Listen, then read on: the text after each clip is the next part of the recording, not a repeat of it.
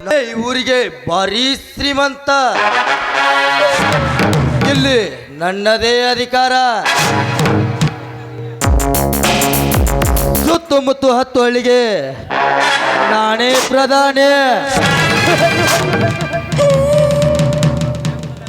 ಲಂಗು ಲಗಮು ಇಲ್ಲದ ನನ್ನ ಬಯಕೆ ಮುಂದೆ ಯಾವ ಮಂಗ ನನ್ನ ಮಗನು ತಲೆ ಎತ್ತಿ ನಿಲ್ಲಬಾರದು.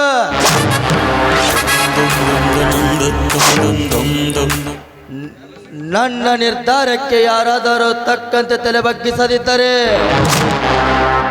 ತೀರಿತು ಅವರಿಗೆ ಈ ಭೂಮಿಯ ಮೇಲಿನ ಋಣ.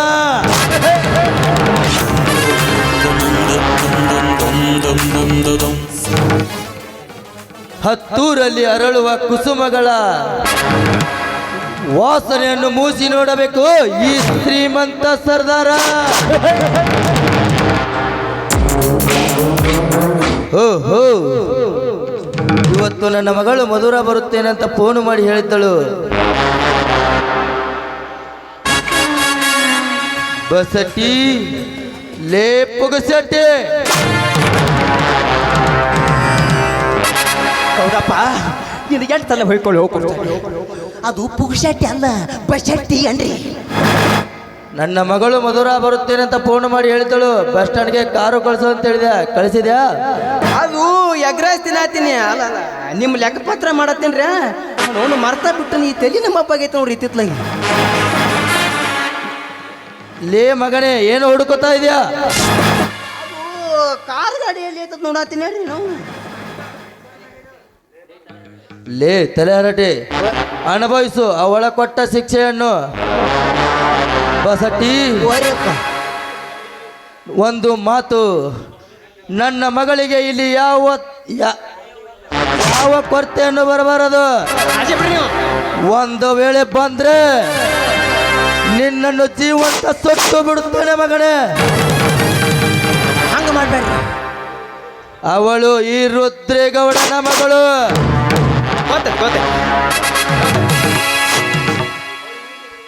ಅವಳು ಈ ಊರಲ್ಲಿ ಬರುವಾಗ ಎಲ್ಲ ಜನರು ತಲೆ ತಗ್ಗಿಸಿ ನಿಲ್ಲಬೇಕು. ಅವಳು ಕೈ ಮಾಡಿ ತೋರಿಸಿದನ್ನು ಅವಳ ಹತ್ರ ಬಂದ್ಬಿಡ್ಬೇಕು. ನನ್ನ ಮಗಳು ಮಾರಹಾನಿಯಾಗೆ ಮೆರಿಬೇಕು. ಹೋಗಲಿ, ಬೇಗನೆ ಕರೆದುಕೊಂಡು ಬಾ. ತಡ್ರಿ ನಾವು ಯಾಕೆ ಹಂಗೆ ಹೆಂಗೆ ಹೆಂಗ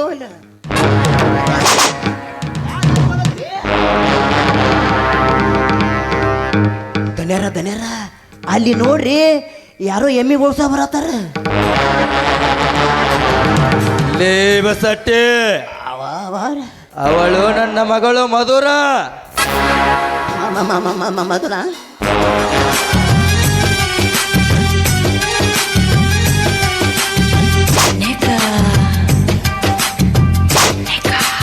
ಹೌದು ಶೆಟ್ಟಿ ಅವರೇ, ನೀವು ಮಾಡೋದೇ ಅಂತ ಕೆಲಸ.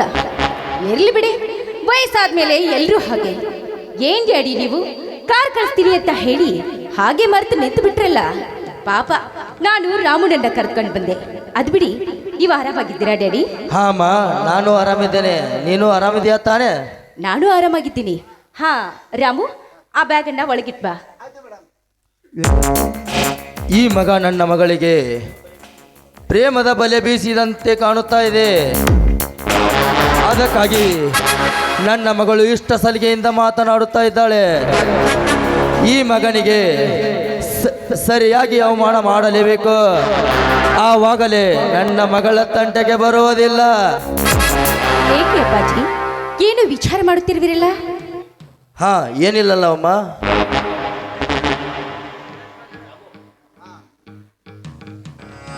ಮೇಡಮ್, ನನ್ನ ಕೂಲಿ ಕೊಟ್ಟು ನಾನು ಹೋಗ್ಬಿಡ್ತೀನಿ ಮೇಡಮ್.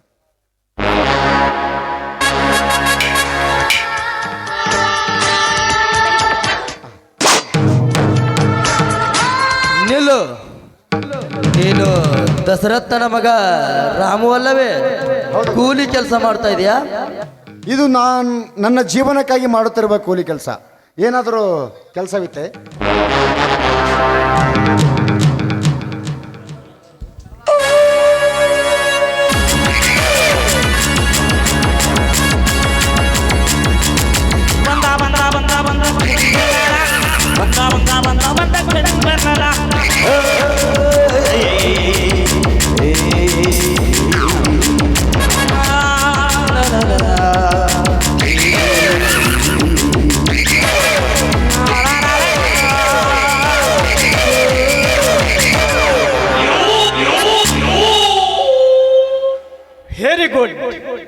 ಅದನ್ನು ನಾನು ಹೇಳುತ್ತೇನೆ ಮಾಮಾಜಿ. ನಾನು ದಿಢೀರಂತೆ ಬಂದಿದ್ದು ಆಶ್ಚರ್ಯವೈತೆ ಮಾಮಾಜಿ. ಹಾ, ಆರಾಮಿದ್ದೇನೆ. ನೀನು ಬಾಂಬೆಯಿಂದ ಯಾವಾಗ ಬಂದೆ ಕನ್ವರ್? नहीं कन्वर, कन्वर लाल मामा जी.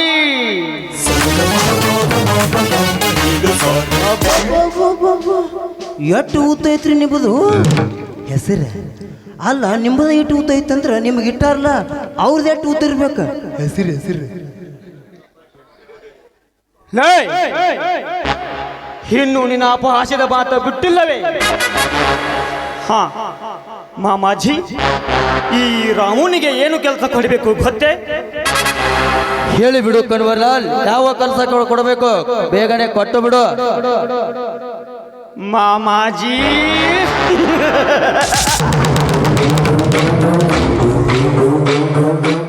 ಇವನು ನಿಮ್ಮ ಪಾದರಕ್ಷೆಯನ್ನು ಹೊತ್ತುಕೊಂಡು ಹೋಗಿ ಅವನ ಬಾಗಿಲ ಹತ್ತಿರ ಇಡಬೇಕು. ಕನ್ವರ್, ಏನು ಮಾತನಾಡ್ತಿರ್ವಿ? ಇವ್ರು ಯಾರು ಗೊತ್ತೇ? ನೋಡು ಪ್ರೀತಿ. ಗೊತ್ತಮ್ಮ, ಇವನೊಬ್ಬ ನೀನು ಕರೆದುಕೊಂಡು ಬಂದ ಕೂಲಿ ಆಳುತ್ತಾನೆ. ಅಲ್ಲ, ನೋಡು ಮದ್ವೆಯಾಗೋ ವೀರ ನಿನ್ನ ಅಳಿಯ. ಮುಚ್ಚು. ಈ ಕೆಲಸ, ಈ ವಿಷಯ ತಿಳಿದಿದ್ದಲ್ಲೇ ಈ ಮಗನಿಗೆ ಈ ಕೆಲಸ ಕೊಟ್ಟಿರೋದು. ರಾಮು, ಈ ಕೆಲಸ ಮಾಡುತ್ತೀಯೋ ಅಥವಾ ಕೈಲಾಗಲ ಸಣ್ಣಂತರ ಹೋಗುತ್ತೀಯೋ? ಅಸಾಧ್ಯವೆನ್ನುವ ಶಬ್ದ ಈ ರಾಮನ ಜೀವನದಲ್ಲಿಯೇ ಬಂದಿಲ್ಲ. ಮಾಮಾಜಿ,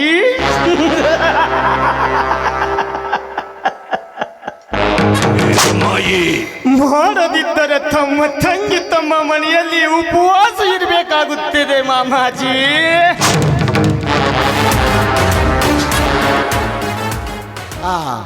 ಯಜಮಾನ್ರೆ, ಏನ್ ಕೊಡ್ತೀರಾ ಕೊಡಿ.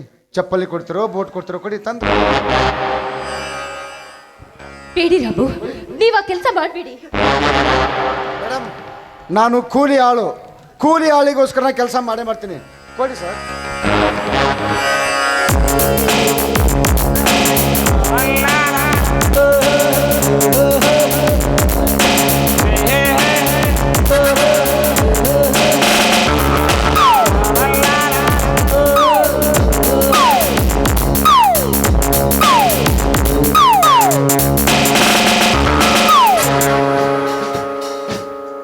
ಸರ್, ನನ್ನ ಕೂಲಿ ಕೊಟ್ರೆ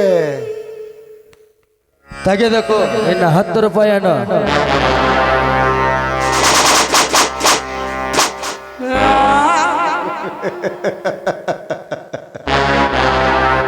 ನನ್ನ ಕೂಲಿ 50 ರೂಪಾಯಿ, 10 ರೂಪಾಯಿ ಅಲ್ಲ. ನೀವು ಹೇಳಿದ ಕೆಲಸ ನಾನು ಮರ್ಯಾದೆಯಿಂದ ಮಾಡಿದ್ದೀನಿ. ಹಾಗೆ ಮರ್ಯಾದೆಯಿಂದ ನೀವು ನನ್ನ ಕೂಲಿ ಕೊಟ್ರೆ ನಾನು ಸುಮ್ಮನೆ ಹೋಗಿಬಿಡ್ತೀನಿ.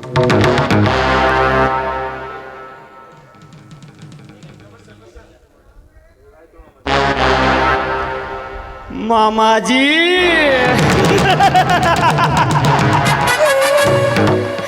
ಹೇಗೋಯ್ತು ಮಾಮಾಜಿ ಈ ಮಗನಿಗೆ ಅಪಮಾನ? ಇನ್ನು ತಲೆ ಎತ್ತಿ ತಿರುಗಬಾರದು. ನಾವು ಮೆಟ್ಟು ಇಲ್ಲೇ ಇರಬೇಕು, ಇಲ್ಲೇ ಇರಬೇಕು. कन्वर लाल, कन्वर नहीं तू कन्वर लाल बोलना चाहता था. ಕನ್ವರ್, ಕೂಲಿ ಆಳು ಅಂದ್ರೆ ಅಷ್ಟೊಂದು ಕೇವಲಾಗಿ ಮಾತಾಡಬೇಡ. ಅದೇ ಕೂಲಿ ಆಳು ನಿಮ್ಮ ಹತ್ರ ಕೆಲಸ ಮಾಡದೆ ಹೋದ್ರ ಹೊಟ್ಟೆಗೆ ಅನ್ನ ಇಲ್ಲದೆ, ಮೈ ಮೇಲೆ ಬಟ್ಟೆ ಇಲ್ಲದೆ ಬೆತ್ತಲಾಗಿ ತಿರುಗಾಡಬೇಕಾಗಿತ್ತು. ನೀನು ಸಾಹುಕಾರ. ನಿಮ್ಮ ಬಟ್ಟೆ ಒಗೆಯೋದಕ್ಕೆ ಕೂಲಿ ಆಳ್ಬೇಕು. ನಿಮ್ಮ ಹೊಲದಾಗಿರುವ ಕಾಳು ಕಡಿ ಕಿತ್ಕೊಂಡು ಬರೋಕೆ ಕೂಲಿ ಆಳ್ಬೇಕು. ಆ ಕಿತ್ಕೊಂಡು ಬಂದಿದ್ದನ್ನ ಆ ಕಾಳನ್ನ ಬೇಯಿಸಿ ಅಡಿಗೆ ಮಾಡಿ ನಿಮ್ಗೆ ಹೊಟ್ಟೆಗೆ ಹಾಕೋದಕ್ಕೆ ಆಳು ಬೇಕು. ಆ ಆಳು ಕೆಲಸ ಮಾಡದೇ ಇದ್ರೆ ನೀವೆಲ್ಲರೂ ಬೆತ್ತಲಾಗಿ ತಿರುಗಾಡ್ತಿದ್ರ? ಏ ಕನ್ವರ್, ಒಂದು ಮಾತು ಹೇಳ್ತೀನಿ, ಚೆನ್ನಾಗಿ ನೆನ್ಪಿಟ್ಕೋ.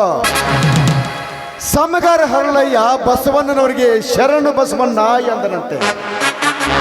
ಅದಕ್ಕೆ ಪ್ರತಿಯಾಗಿ ಬಸವಣ್ಣನವರು ಶರಣು ಶರಣಾರ್ಥಿ ಹರಳಯ್ಯ ಎಂದರಂತೆ. ಅದಕ್ಕಾಗಿ ಅಲ್ಲ, ನಾನು ಕೇವಲ ಶರಣು ಎಂದರೆ ನನಗೆ ಶರಣು ಶರಣಾರ್ಥಿ ಎಂದರಲ್ಲ, ಇವರೆಂತ ಮಹಾಶರಣರು ಇರಬೇಕು ಎಂದು ತನ್ನ ತಪ್ಪಿನ ಅರಿವಿಗಾಗಿ ತನ್ನ ತೊಡೆಯ ಚರ್ಮವನ್ನು ತೆಗೆದುಕೊಂಡು ಚಪ್ಪಲಿಯನ್ನಾಗಿ ಮಾಡಿ ಭಕ್ತಿಯಿಂದ ಬಸವಣ್ಣವರ ಮುಂದೆ ಬಂದು ಹಿಡಿದನಂತೆ. ಆಗ ಬಸವಣ್ಣವರು ಆ ಚಪ್ಪಲಿಗಳನ್ನು ಅಷ್ಟೇ ಭಕ್ತಿಯಿಂದ ಹಿಡಿದುಕೊಂಡು ತಮ್ಮ ತಲೆ ಮೇಲಿಟ್ಟುಕೊಂಡು ಹೇಳಿದ್ರಂತೆ, ಇವು ನನ್ನ ಪಾದಲ್ಲಿರುವ ಹಾಕಿಕೊಳ್ಳುವ ಚಪ್ಪಲಿ ಅಲ್ಲಪ್ಪ, ಇವು ನನ್ನ ತಂದೆ ಕೂಡಲ ಸಂಗಮನಾಥನ ಪಾದಕ್ಕೆ ಅರ್ಪಿತವಾಗಬೇಕಾದ ಚಪ್ಪಲಿ ಎಂದು ಹೇಳಿದ್ರಂತೆ. ನಾವು ಮಾಡುವ ಕೆಲಸ ಅಷ್ಟೇ ಭಕ್ತಿ ಭಾವದಿಂದ ನಿಷ್ಠೆಯಿಂದ ಮಾಡಿದರೆ ಅದಕ್ಕೊಂದು ಬೆಲೆ ಸಿಗುತ್ತದೆ. ಕಣ್ವರ್ಲಾಲ್, ನೀನು ಇವರ ಅಳಿಯ, ನಾನು ಇವರ ಅಳಿಯ. ನಾನೀಗ ಎತ್ತಿಕೊಂಡು ಹೋದ ಪಾದರಕ್ಷೆ ನನ್ನ ಮಾವನ ಪಾದರಕ್ಷೆ. ಈಗ ನನ್ನ ಮಾವ ಕೊಟ್ಟ ಕೂಲಿ ನನಗೆ ವರದಕ್ಷಿಣೆ ಕೊಟ್ಟ ಕೂಲಿ ಅಂತ ತಿಳ್ಕೊಳ್ತೀನಿ. ಕಣ್ವರ್ಲಾಲ್, ಹೆಣ್ಣು ಹೊತ್ತು ಬಂದರೆ ಬಿಡುವ ಚೈ ಮಾಡುವೆ ನಮ್ಮದಲ್ಲ. ಅದನ್ನ ಏನ್ ಕಿತ್ಕೊತಿರೋ ಕಿತ್ಕೋರಿ, ಮಾಡ್ತೇನೆ.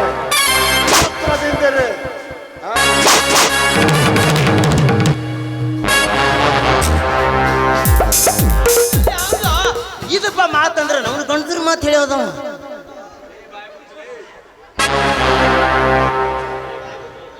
ಲೇ ಬಾಯಿ ಮುಚ್ಚಲೇ ಕಣ್ವರ್ಲಾಲ್,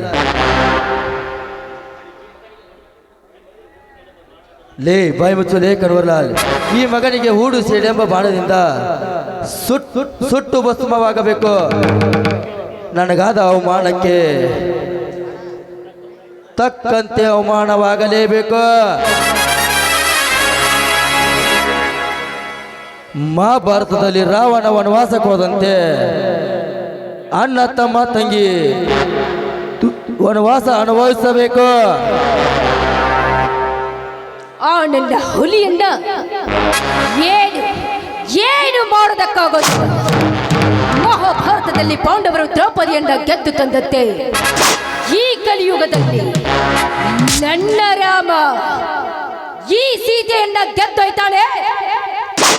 ನೆನಪಿರ್ಲಿ.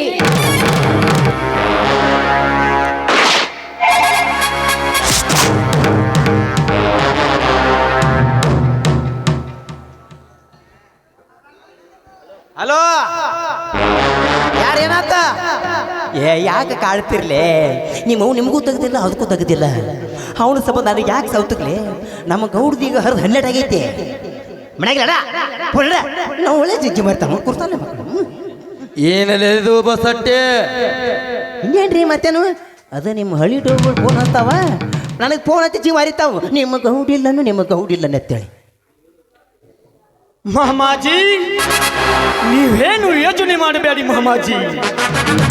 ಈ ಮಗನಿಗೆ ನಾನು ತಕ್ಕ ಪಾಠ ಕಲಿಸುತ್ತೇನೆ. ಹುಲಿಯ ಬಾಯಿಲಿ ಜಿಂಕೆ ಮರಿ ಸಿಕ್ಕು ಹೇಗೆ ಒದ್ದಾಡ್ತಿದೆಯೋ ಹಾಗೆ ಅವನ ಸಂಸಾರ ನಮ್ಮ ಕೈಲಿ ಸಿಕ್ಕು ಒದ್ದಾಡಬೇಕು. ಮಹಾಮಾಜಿ, ಈಗ ನಡೆಯಿರಿ, ಹೋಗೋಣ. ಇಲ್ಲ ಕಣ್ವರ್ಲಾಲ್, ಇನ್ನ ಮೇಲೆ ಪರಿಸ್ಥಿತಿ ಹದಗೆಡುತ್ತಾ ಇದೆ. ನಾಳೆನೆ ದುಬೈಗೆ ಹೋಗಲು ಒಂದು ಟಿಕೆಟ್ ಬುಕ್ ಮಾಡು. ನಾಳೆನೆ ನನ್ನ ಮಗಳು ಈ ಊರಲ್ಲಿ ಇರಬಾರದು. ಆ ರಾಮನನ್ನು ತುತ್ತು ಕೂಳಿಗೆ ಗತಿ ಇಲ್ಲದಂತೆ ಗಲ್ಲಿ ಅಲದಾಡಬೇಕು.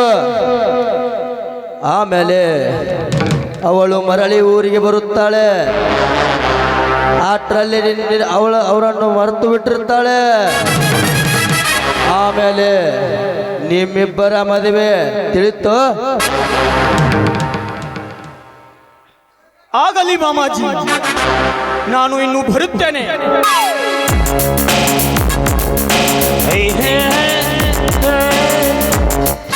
ಇಲ್ಲಿ ನೋಡ್ತೇನೆರ, ನೀವು ಟೆನ್ಷನ್ ಮಾಡ್ಕೋಬೇಡ್ರಿ.